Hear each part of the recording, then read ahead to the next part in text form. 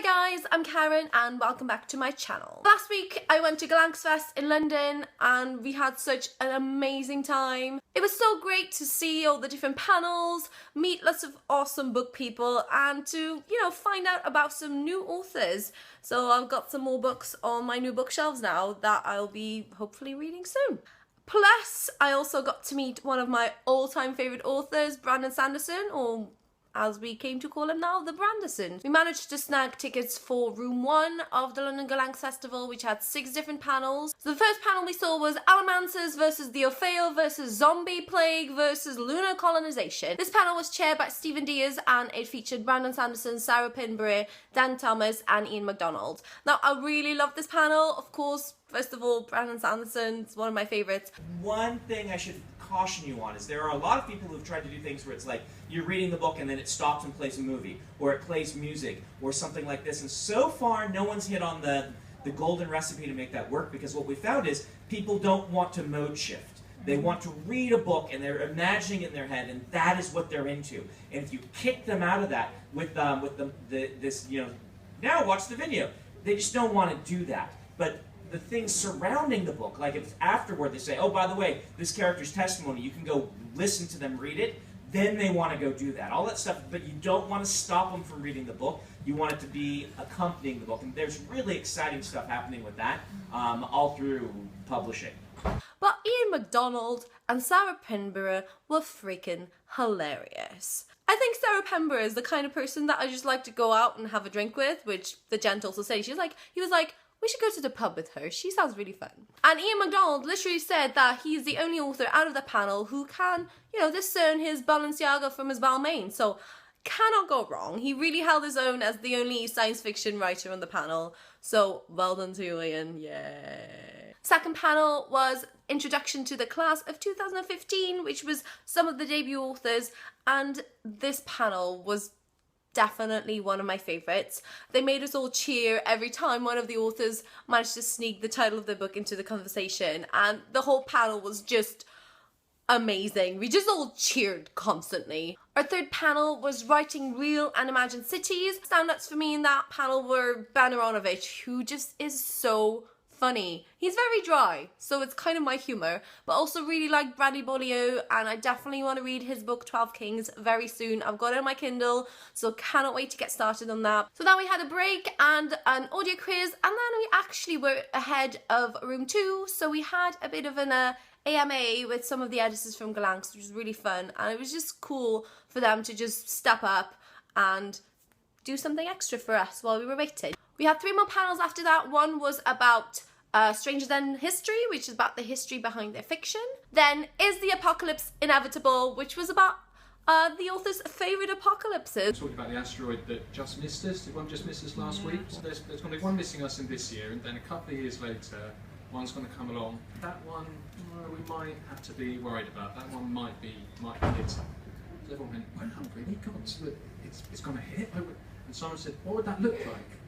And he said, what would that look like? It would look like...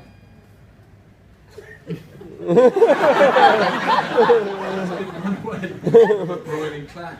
Funny to that apocalyptic panel. And finally, our last panel was They Say It Would Never Work, But It Didn't, or Did, which was great because it talked about the struggles of being an author, what worked in manuscripts.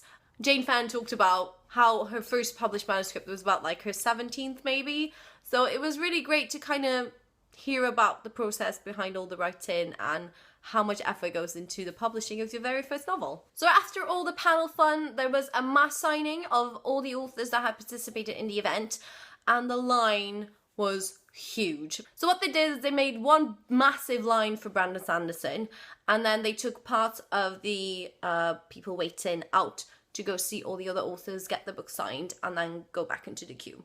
I bought 2 books at the event. First one is The Death House by Sarah Pinborough, and she describes it as a zombie book without actual zombies in it, which is perfect for me because I'm a bit of a wuss and zombies kind of terrify me. It's about a boy that is admitted to the death house, which basically means that he's ill with a virus, and when the virus gets too bad, they go to the sanatorium. So there's kind of the threat of zombies rather than actual going on in the book. And I also bought Roboteer by Alex Lamb. So basically in this book we have spread to outer space, and in order to make that possible, some genetic modifications have been made. So the human race is split into two factions. The Earthens are the ones that still live on Earth, they're very poor, and then the other people that have actually travelled into space have the genetic modifications. The Earthens have developed a weapon to wipe out all the genetically modified people, and this is how a big war begins. There's one ship that can stop the war, and this book is about the Roboteer, so he can link himself up to a computer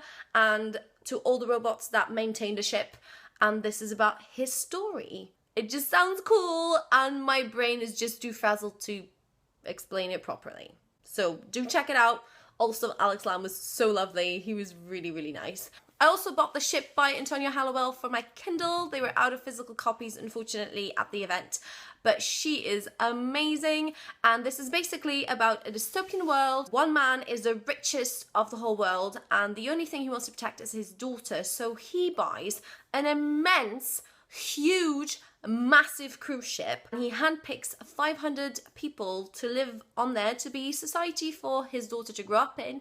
The only thing he hadn't handpicked and he hadn't thought about is his teenage daughter. So this will be about her journey as she grows up in this confined environment with 500 others that supposedly would be a great society to grow up in, but we'll have to wait and see what she thinks. When I got to the signing for Sanderson, it had been a while. He really took his time to chat with everybody, take a picture, sign whatever books you had with you. I had like 5 books with me, and he was like, I'm gonna sign them all. I was like, okay, that's great.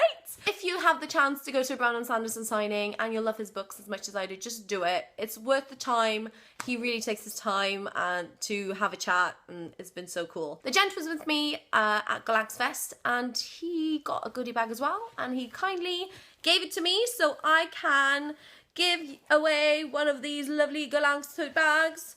It is rather fabulous. It has some goodies inside as well. If you want to win this, I'll have a Rafflecopter link down below. The main rule is to be subscribed to my channel and then just enter through the Rafflecopter. But that's all for today. I'll leave links to all the authors and the books down below. Don't forget to subscribe, and I'll talk to you guys very soon. Bye bye.